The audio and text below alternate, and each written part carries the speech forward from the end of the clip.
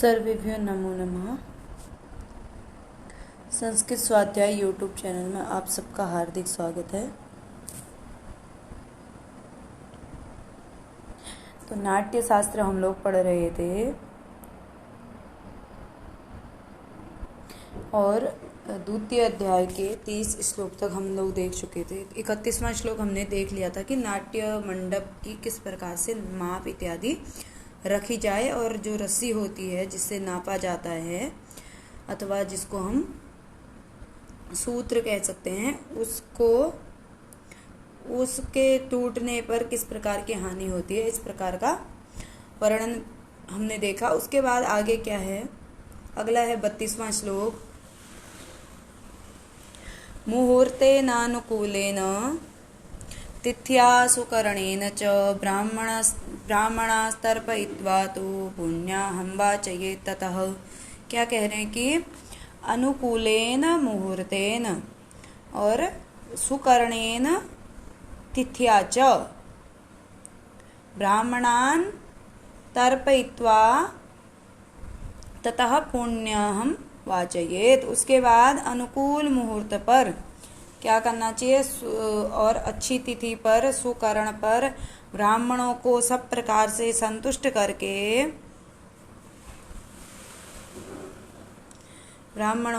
सभी प्रकार से संतुष्ट करके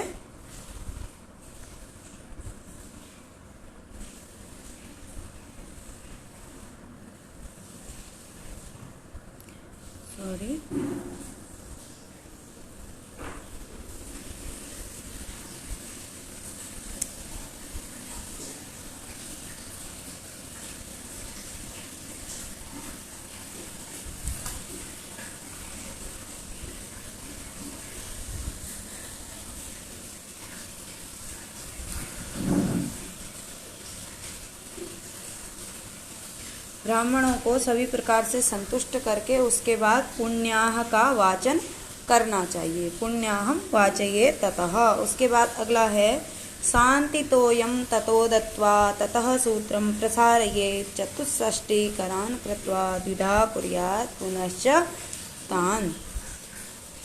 ततः शान्तितोयं दत्वा ततः सूत्रं प्रसारयेत् चतुष्षष्टिकरान् कृत्वा द्विधा कुर्यात् पुनश्च तान्। क्या कह रहे हैं, ततः शान्तितोयं दत्वा, उसके बाद शान्तितोय दे करके यानी कि शांति जल डाल करके उसके बाद सूत्रम यानी कि जो मापने के लिए जो सूत्र है उसको प्रसारयेत् फैलाना चाहिए। उसके बाद चतुष्षष्टिकरान् कृत्वा द्विधा कुर्यात् पुनश्च तान्। उसके बाद 64 हाथ यानी कि उस सूत्र को फैला करके 64 हाथ हमने लंबाई ले लेनी है। उसके बाद क्या करना है, उसके 2 भाग कर देने हैं। ठीक है, फिर आगे क्या होगा,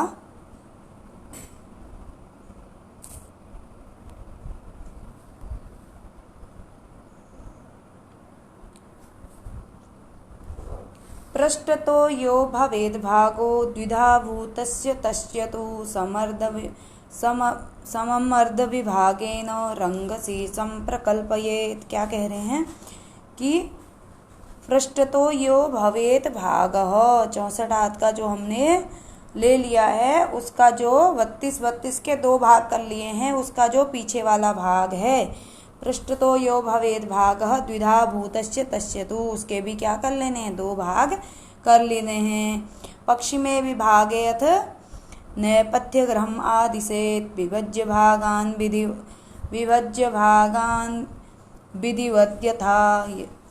विधिवत् यथानुपूर्वशः। विभज्य भागान् विधिवत् यथावत् अनुपूर्वशः। क्या कह रहे हैं कि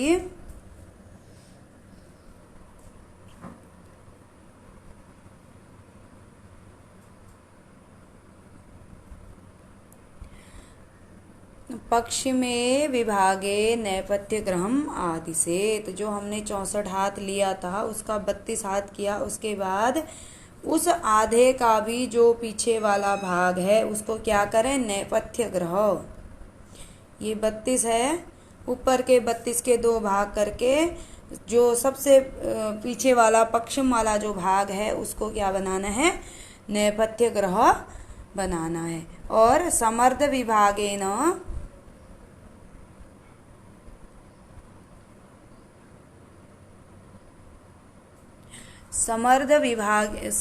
समम अर्ध विभागेन रंग शीर्षम प्रकल्पयेत, और जो उसके समान जो आधा अर्ध भाग है उसको क्या बनाए, रंग शीर्ष बनाए। ठीक है, तो इस प्रकार से 64 हाथ का हम सूत्र के द्वारा माप करके 64 हाथ जगह ले करके 64 हाथ का विभाग करके उसको 32 के पहले 2 भाग करने हैं, फिर उस 32 में से जो पीछे का 32 वाला भाग है उसके 2 भाग करके पीछे का नैपथ्य ग्रह बनाना है और आगे का रंग शीर्ष बनाना है। उसके बाद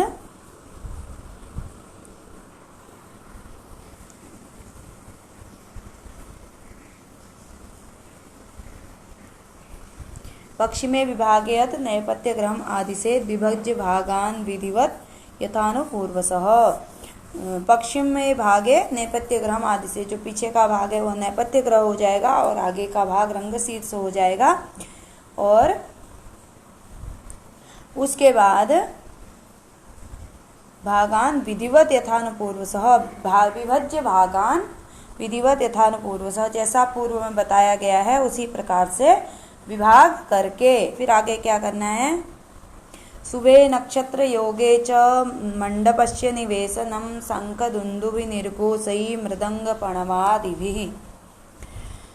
अगला भी ले लेते हैं, सर्वातोद्ययी प्रणुदितै स्थापनम कार्यमेव तु उत्सार्याणि तो निष्ठानि पाषंड्याश्रमिणस्तथा। उसके बाद क्या करना है, शुभे नक्षत्र योगे मंडपस्य निवेशनम, शुभ नक्षत्र योग में मंडप का निवेशन करना है, मंडप की स्थापना करनी है। और शंख दुंदुम्बी निर्घोष, शंख दुदुम्बी मृदंग पणवादि जो भी वाद्य यंत्र हैं उनके निर्घोष के द्वारा, और सर्व आतोद्ययी प्रणुदितै, और सभी प्रकार के आतोद्य वाद्य जो हैं, आतोद्य वाद्य यंत्र उन्हें कहते हैं जो पीट करके बजाए जाते हैं, जैसे ढोल इत्यादि। तो उन सभी सर्व आतोद्ययी प्रणुदितै, उन सब जो आतोद्य वाद्य हैं उनकी ध्वनि के साथ, उनके स्वर के साथ क्या करें, स्थापनम कार्यम एवतु, इस प्रकार से स्थापन करें, यानी कि मंडप इत्यादि की स्थापना करें। और अनिष्टानि पाषंड्य आश्रमिणः,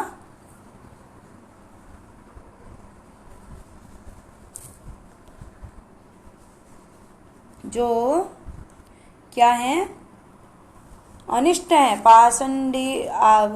पाषंडी का विलय पाखंडी इत्यादि जो भी हैं, या जो नास्तिक हैं, और आश्रमी यानी कि ब्रह्मचर्य आश्रम और वानप्रस्थ आश्रम और संन्यास आश्रम में जो निवास करने वाले लोग हैं, क्योंकि जो ये नाट्य इत्यादि है यह केवल गृहस्थ के मतलब का होता है, आश्रमियों का इससे कोई रस इत्यादि से कोई मतलब नहीं होता है, जिस कारण से उन सबको क्या कर देना चाहिए, अनिष्टानी, जो भी ये अनिष्ट हैं आश्रमी और पाखंडी इत्यादि, उन सबको उत्सार्याणी यानी कि वहां से हटा देना चाहिए। जहाँ पर नाट्य मंडप की स्थापना हो रही है वहां से हटा देना चाहिए। उसके अतिरिक्त काषाय वसनाश्चैव विकलाश्चैव ये नरा निशायाम च बलिः कार्या नाना भोजन संयुतः, ये ऊपर वाली लाइन के साथ ही जुड़ जाएगा 37वें श्लोक के साथ। काषाय वसनाश्चैव, और कासाय वस्त्र धारण किए हुए और विकलाश्चैव और जो विकलांग इत्यादि हैं ये नराह, जो कासाय वस्त्र धारण किए हुए हैं, जो विकल हैं और जो पाखंडी हैं, जो आश्रमी हैं, वे सब अनिष्टानी, वे सब क्या है, अनिष्ट हैं और वे उत्सार्याणी, वहाँ से हटा देने चाहिए। उसके बाद निसायाम च, और उसके बाद रात्रि को नाना भोजन संयुतः, अगला श्लोक भी ले लेंगे। गंध पुष्प फलोपेतः 10 दिशः समाश्रितः बलिः कार्यः। निसायां च बलि कार्या नाना भोजन संयुतः गंध पुष्प फलोपेता दिशो 10 समाश्रितः, ये एक साथ ही आ जाएंगे। निसायां च नाना भोजन संयुतः गंध पुष्प फलोपेतो पेतः 10 दिशः समाश्रितः बलिः कार्यः। यानी कि रात्रि को क्या करना चाहिए, विभिन्न प्रकार के भोजनों से युक्त और गंध पुष्प फलों से युक्त और 10 दिशाओं के हेतु, 10 दिशाओं के लिए बलि ही, यानी कि हवि भी कह सकते हैं बलि का अभिप्राय, अथवा जो भी समर्पित किया जाता है वह क्या करना चाहिए, उसको करना चाहिए। ठीक है। और अगला है पूर्वेण, और पूर्व सभी दिशाओं के लिए बोला है, तो अब किस दिशा में कौन सा अन्न चढ़ाना चाहिए या किस अन्न का प्रयोग किस दिशा में करना चाहिए, तो ये इसमें है कि पूर्वेण शुक्लान्न युतः और नीलान्न दक्षिणेन च, और पूर्व दिशा में शुक्ल अन्न यानी कि श्वेत जो चावल होते हैं या कोई सफेद प्रकार का जो अन्न, चीनी इत्यादि हम कह सकते हैं, उसको या अन्न कहा गया है तो केवल चावल को ले सकते हैं, या कोई अन्य सफेद प्रकार का कोई अन्न हो तो वह डालना चाहिए। और दक्षिणेन च, और दक्षिण दिशा में नील अन्न, नील श्याम वर्ण को भी नील कहा जाता है, शास्त्रों में कई जगह पर नील शब्द का प्रयोग हुआ है। तो बाजरा इत्यादि जो होता है उसको दक्षिण दिशा में डालना चाहिए। पश्चिमेन बलिः पीतः रक्तश्चैव उत्तरेण तु, और पश्चिम दिशा में कौन सी बलि डालनी चाहिए, कौन सा अन्न डालना चाहिए, पीले वर्ण का, जैसे गेहूं, जौ इत्यादि जो भी अन्न है वह पश्चिम दिशा में डालनी चाहिए। और रक्तश्चैव उत्तरेण तु, और उत्तर दिशा में रक्त वर्ण का, जैसे गुड़ है या कोई अन्य रक्त वर्ण का, जैसे सरसों है, या फिर जो भी रक्त वर्ण का, लाल वर्ण का जो भी अन्न है उसको उत्तर दिशा में डालनी चाहिए। यादृशं दिशि यस्यां तु दैवतं परिकल्पितम्।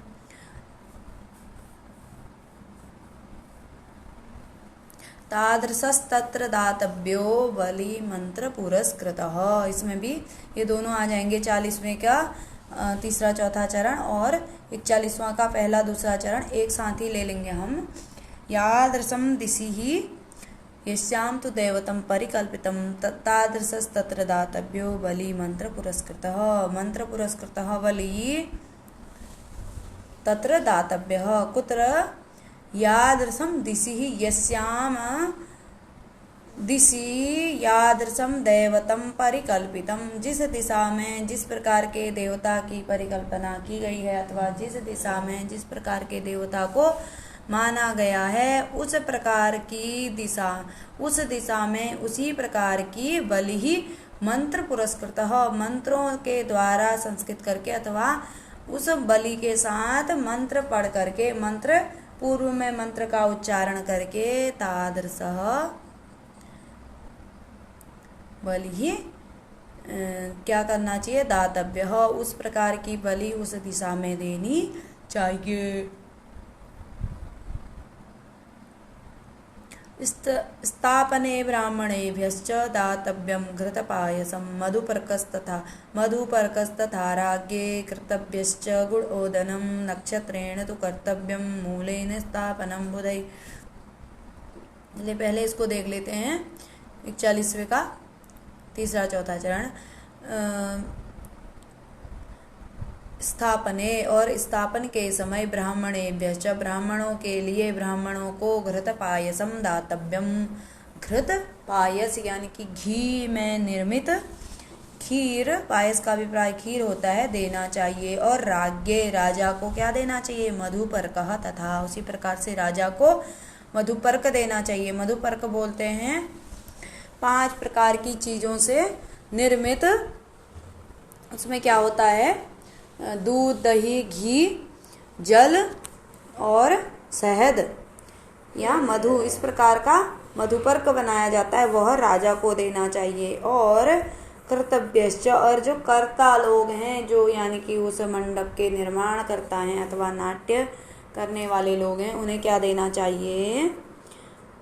गुड़ ओदनम, गुड़ भात अथवा मीठा भात या मीठा चावल हम कह सकते, वो देना चाहिए। और उसके बाद मूले नक्षत्रेण तो कर्तव्यम मूलेन स्थापनम बुधई, बुधई मूलेन नक्षत्रेण तो स्थापनम कर्तव्यम, जो विद्वान लोग हैं उनके द्वारा मूल नक्षत्र में स्थापना की शुरुआत करनी चाहिए अथवा स्थापना करनी चाहिए।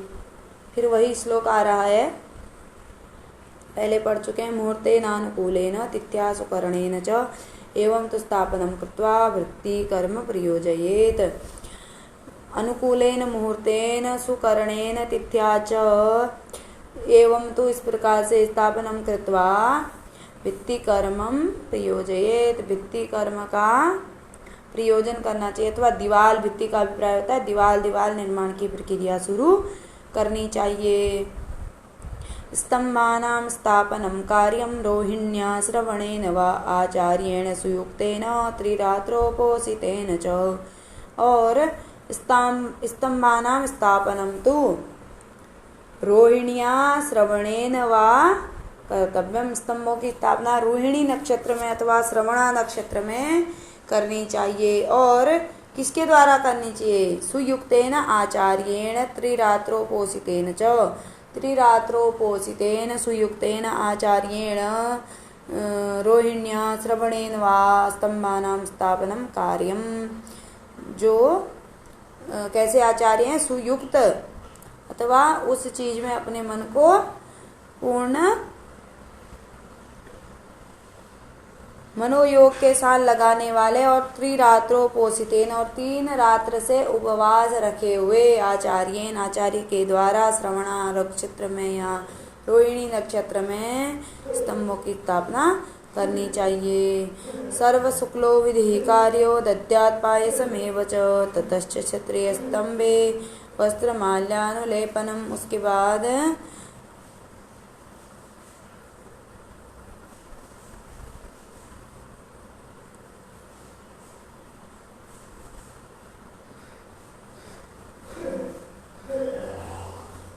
इसके बाद 46वां श्लोक था। स्तंभानां स्थापनं कार्यं प्राप्ते सूर्योदये शुभे प्रथमे ब्राह्मण स्तंभे सर्प संस्कृते होना चाहिए, यहाँ पर विसर्ग है। तो शुभे सूर्योदये प्राप्ते सरसप संस्कृते ब्राह्मण स्तंभे प्रथमे ब्राह्मण स्तंभे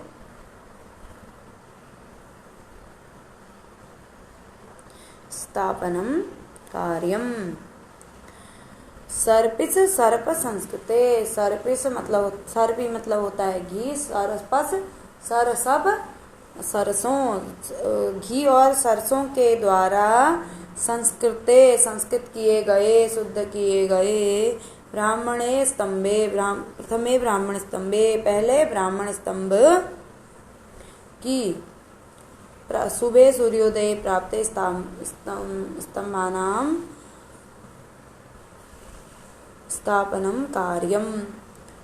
शुभे सूर्योदये प्राप्ते स्तंभानां स्थापनम कार्यम। शुभ सूर्योदय होने पर स्तंभों की स्थापना करनी चाहिए। और प्रथमे ब्राह्मण स्तंभे सर्पिस सरसप संस्कृते, और सर्वप्रथम सरसप यानी कि घी और सरसों के द्वारा संस्कृत ब्राह्मण स्तंभ में सर्व शुक्ल विधि कार्य, सभी शुक्ल, सभी जो भी विधि करेंगे, कौन सी करेंगे? शुक्ल श्वेत वर्ण की। और दद्यात् पायसम एवच, और देना चाहिए क्या? पायसम, पायस मतलब खीर देनी चाहिए किसको? ब्राह्मणों को। और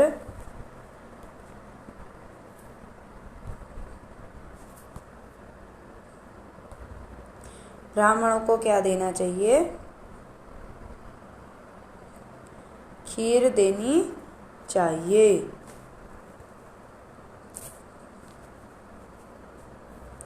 और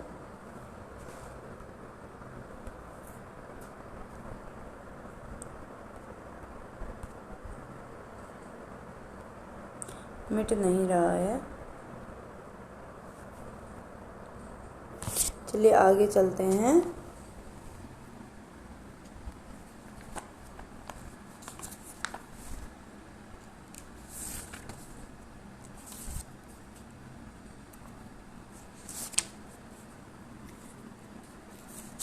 सैंतालीसवां श्लोक।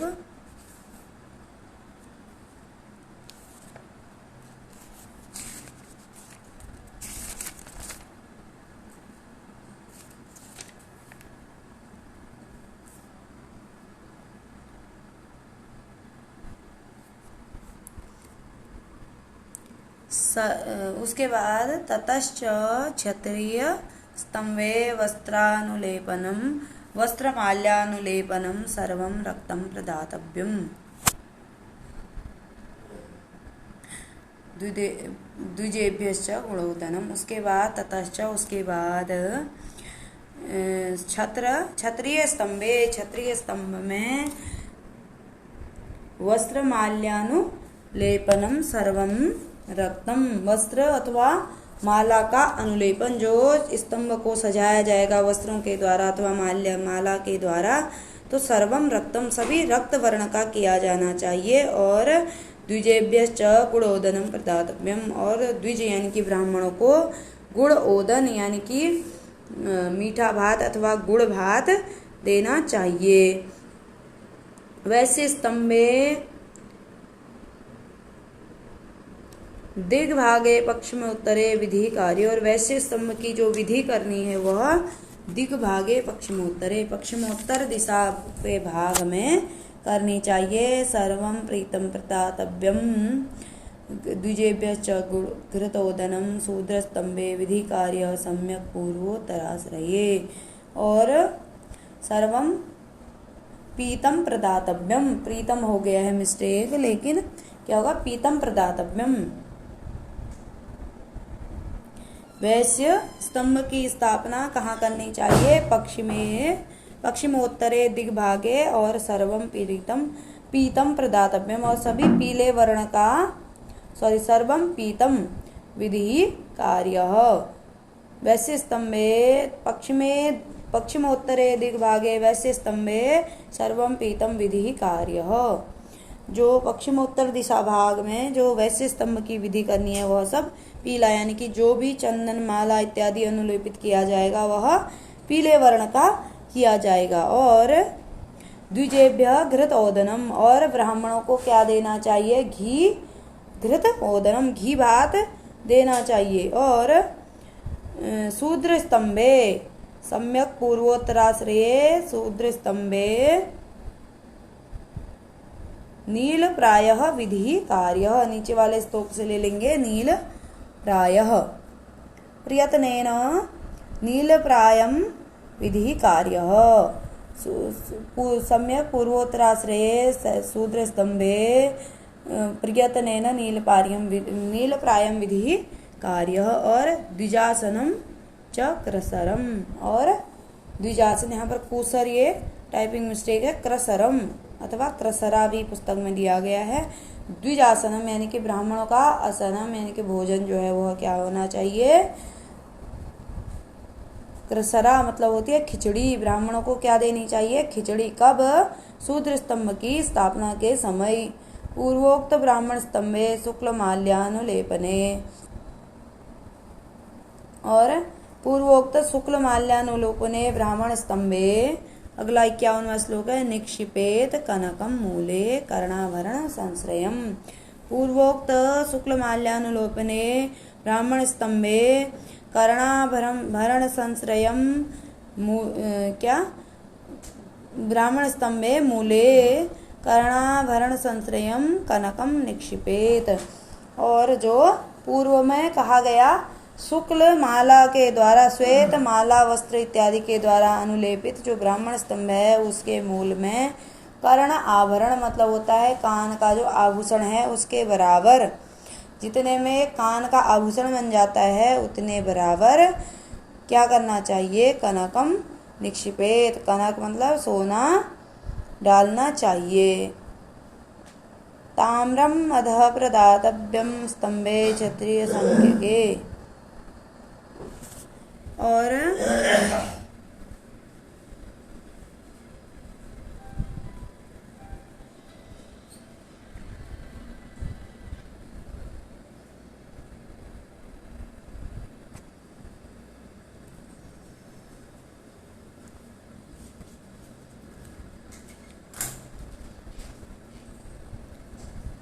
क्षत्रिय संज्ञके स्तंभे अधः ताम्रम प्रदातव्यम। और जो क्षत्रिय संज्ञक स्तंभ है, जो क्षत्रिय नाम का स्तंभ है जिसको क्षत्रिय स्तंभ बताया गया है, वो उसके नीचे ताम्र प्रदातव्यम डालना चाहिए, देना चाहिए। वैश्य स्तंभ से मूले तो रजतम संप्रदापयेत। और जो वैश्य स्तंभ है उसके मूल में रजत यानी कि चांदी डालना चाहिए। शूद्र स्तंभ से तो मूले तो दद्यात अयसम एवच। और जो शूद्र स्तंभ है उसके मूल में अयस यानी कि लोहा डालना चाहिए। तो इस प्रकार से किस स्तंभ की किस प्रकार की विधि करनी है, क्या डालना है, ये बताया गया है। अगला जो आगे के श्लोक हैं उन्हें हम अगली वीडियो में देखेंगे। धन्यवाद।